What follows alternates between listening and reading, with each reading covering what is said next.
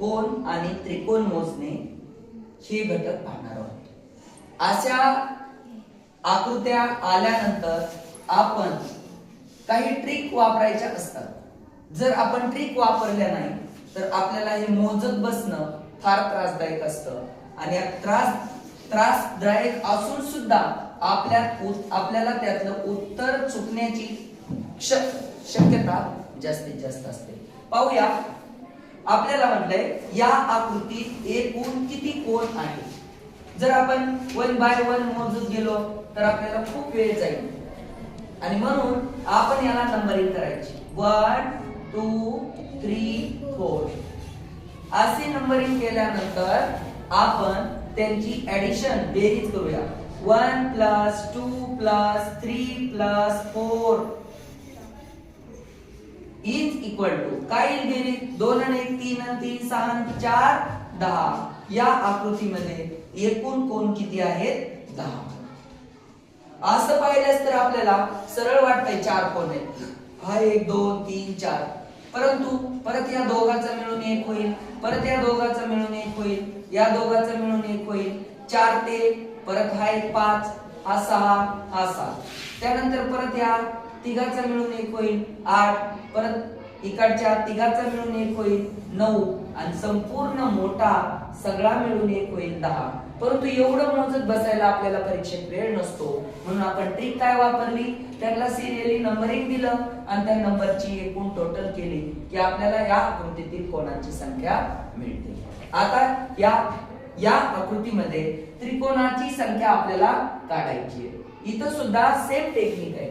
बघा, इथं एका शिरोबिंदूतून अनेक बाजू तिकडं दुसऱ्या बाजूवर जाऊन पडल्या, अशा वेळेला सुद्धा त्रिकोणाला नंबरिंग द्यायची 1 2 3 4 आणि या सगळ्यांची आता आपल्याला ऍडिशन करायची जशी आपण इथं केली होती तशीच।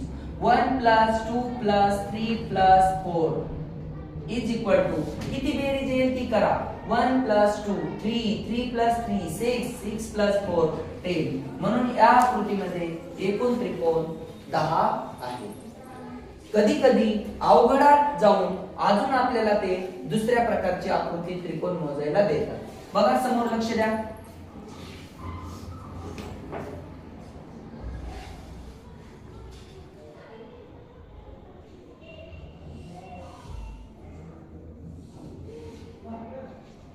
जेव्हा त्यांनी तुम्हाला या प्रकारची आकृती दिली आणि विचारलं त्रिकोण मोजा, या आकृतीमध्ये एकूण किती त्रिकोण आहेत, तर जे टेक्निक मी इथं वापरलंय ते टेक्निक इथं तुम्ही वापरू शकत नाही, कारण या आकृतीत आणि या आकृतीत काय फरक आहे समजून घ्या।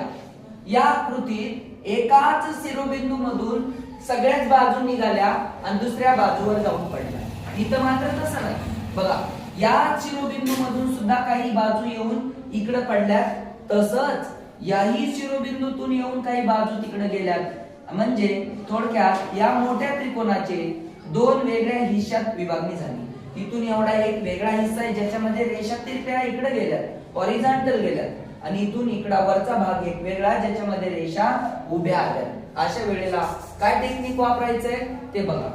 1 2 3 4 नंबरिंग दिली, परत आता पुढे नंबरिंग देताना 5 6 7 अशी नंबरिंग द्यायची नाही। मग काय करायचं, 2 पासून नंबरिंग सुरू करायची। 2 2 3 4। आता या सगळ्यांची आपल्याला बेरीज करायची। या सगळ्यांची बेरीज करा। 1 + 2 + 3 + 4 यांची बेरीज अधिक आता या उभ्यांची बेरीज 2 + 3 + 4। चला, काय उत्तर मिळेल, 1 आणि 2 3 3 आणि 3 6 आणि 4 10 अधिक आता यांची बेरीज करा 2 + 3 + 4 3 आणि 2 5 + 4 9। अशा पद्धतीने या आकृतीत एकूण त्रिकोण किती आले, 19 आले। यापेक्षा ही जरा अवघड पातळी आहे। याच्यातली नंबरिंग कशी केली, सिरियली देत जायचं नंतर दुसऱ्या हाफ मध्ये मात्र नंबरिंग देताना 2 ने सुरुवात करायची आणि सर्वात शेवटी यांची बेरीज आणि यांची बेरीज या दोघांची पण टोटल करायची. यातून तुम्हाला एकूण त्रिकोणांची संख्या मिळते.